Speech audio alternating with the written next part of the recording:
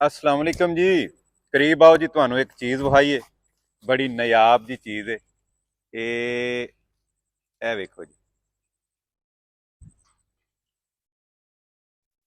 ਵਾਹ, ਇਹ ਬੁਲਬੁਲ ਦੇ ਬੱਚੇ ਨੇ।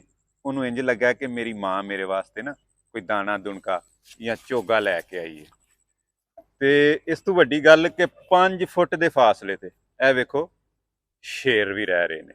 ਤੇ ਅੱਲਾਹ ਤਾਲਾ ਦੀ ਜ਼ਾਤ ਹੈ, ਉਹਨੇ ਇਹਨਾਂ ਨੂੰ ਪਾਲਣਾ ਹੈ।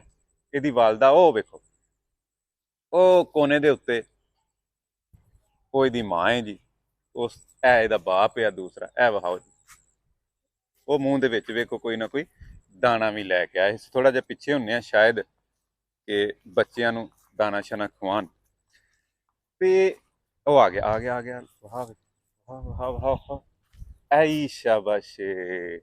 ਇਹ ਵੇਖੋ ਜੀ, ਹੁਣ ਉਹਨਾਂ ਆਪਣੇ ਬੱਚਿਆਂ ਵਾਸਤੇ ਕੋਈ ਚੀਜ਼ ਲੈ ਕੇ, ਉਹਦੀ ਚੂੰਚ ਦੇ ਵਿੱਚ ਚੀਜ਼ ਵੀ ਹੈ। ਤੇ ਇਹ ਕੁਦਰਤ ਦੇ ਹੁਸਨ ਨੇ। ਤੇ ਇਹਨਾਂ ਨੂੰ ਵੇਖਣਾ ਚਾਹੀਦਾ ਹੈ, ਗੌਰ ਕਰਨਾ ਚਾਹੀਦਾ ਹੈ, ਫਿਕਰ ਕਰਨਾ ਚਾਹੀਦਾ ਹੈ।